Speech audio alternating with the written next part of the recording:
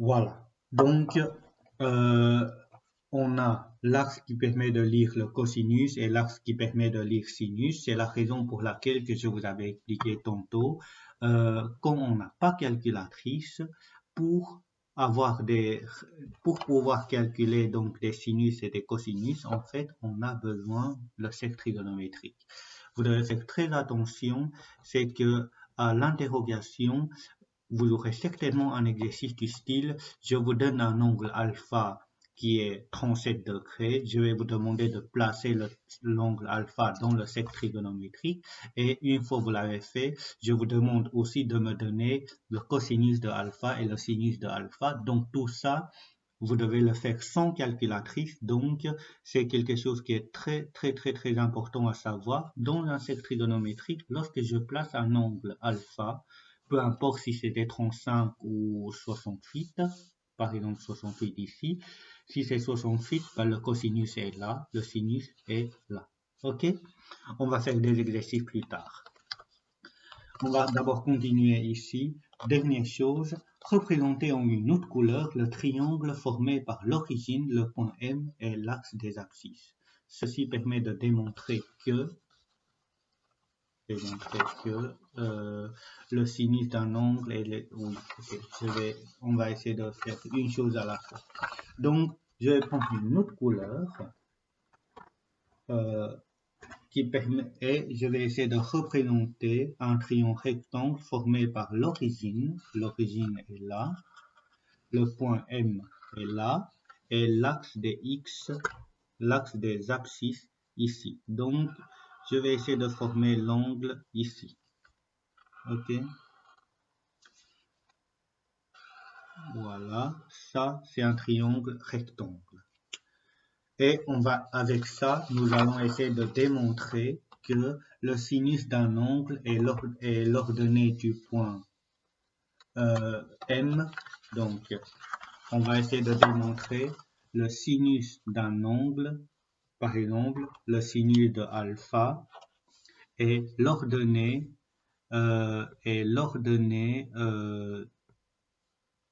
du point M dans le cercle trigonométrique et le cosinus de alpha, c'était l'abscisse du point M. Donc, c'est ce qu'on va essayer de démontrer.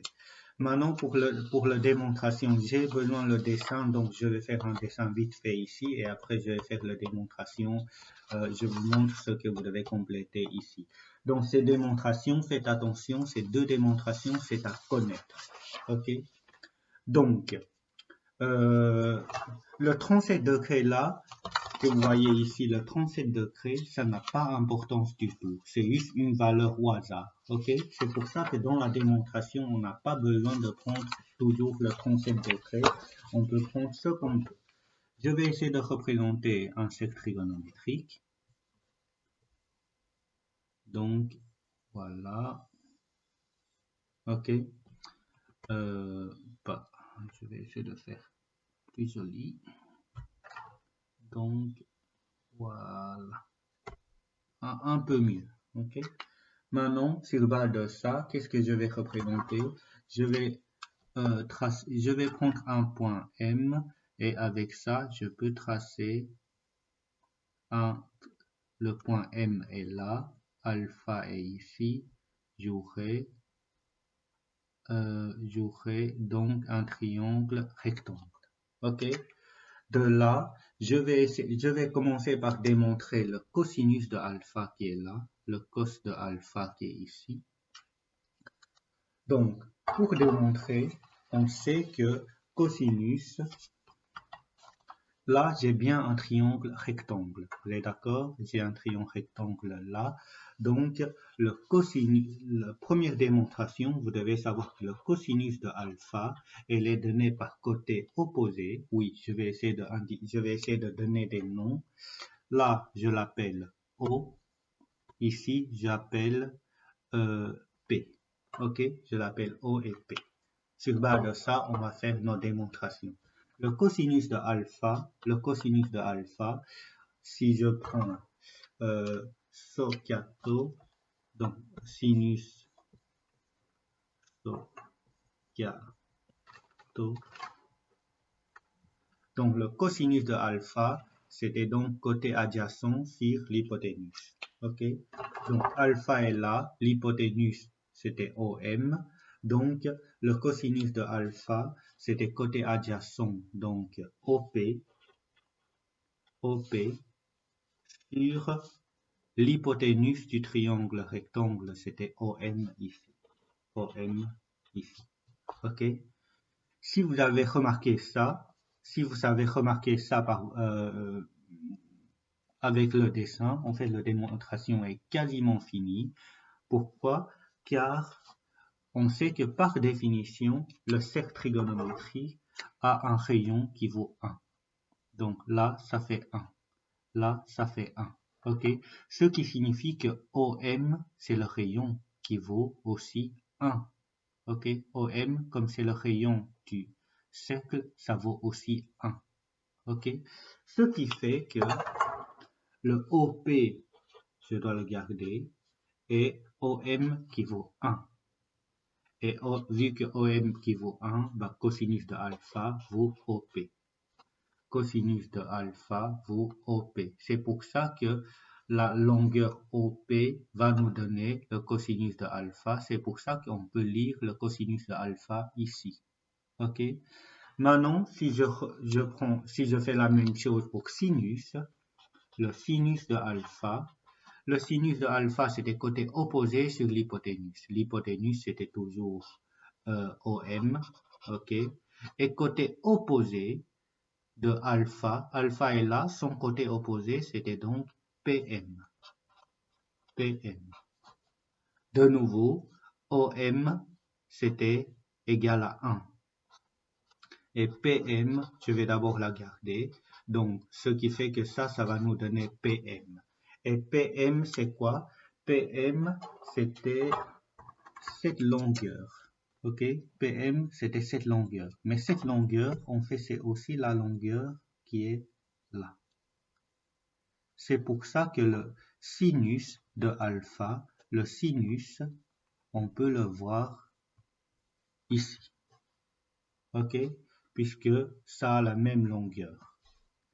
Donc ça, c'était donc la définition pour le cosinus et le sinus. J'espère que ça soit plus ou moins clair, mais sinon, peut-être avec ce dessin-là, vous allez mieux sentir. Par exemple, je sais que je vais peut-être répéter la démonstration ici à côté pour mieux vous aider à situer. Par exemple, le cosinus de alpha, je vais essayer de donner des points. Hein. On a O, P et M. OK? J'ai un triangle rectangle. Cosinus de alpha, c'était côté adjacent, OP, sur l'hypoténuse, le côté le plus long, c'était OM. Et vu que OM, c'était la rayon du cercle, et on sait que la rayon du cercle fait 1, ok, de là à là, ça fait 1, du coup de là à là, ça fait 1 aussi. C'est pour ça que cosinus de alpha, c'était OP divisé par 1, c'est-à-dire OP. Donc, OP nous donne cosinus de alpha. Et cosinus de alpha, donc, ça se lit, comme ça commence par 0, donc on lit le cosinus ici. OK? Et pareil pour sinus. Je vais essayer de prendre une autre couleur. Si c'était sinus de alpha, bah, alpha sinus, c'était côté opposé sur l'hypoténuse. Côté opposé, c'était donc PM sur l'hypoténuse qui est OM, qui fait que comme au-dessus, OM égale à 1, puisque c'est la rayon, ça c'était égal à PM. Et la longueur PM qui est là, c'était exactement la même chose que cette longueur. C'est pour ça que sinus, on le lit là. OK? C'est donc ça la démonstration de cosinus et sinus dans un cercle trigonométrique. Maintenant, qu'est-ce que je demande de faire? Voilà. Avec ça, je vous demande d'essayer de faire des exercices. Sans calculatrice trigonométrique. Ok. Donc, ce que je vous demande de faire, on va essayer de faire l'exercice 1 et l'exercice 2. Ok? Et moi, je vais faire l'exercice 1 en détail et une fois que vous avez compris, vous allez faire l'exercice 2 sans calculatrice. C'est exactement comme ce que vous devez faire ici. Vous devez avoir un compas et vous devez essayer de tracer l'angle en question. Ok? Donc, représenter un angle alpha, donc le sinus de alpha qui vaut 0,4, et puis répondre aux questions suivantes sans calculatrice. D'abord, un compas. Je cherche mon compas.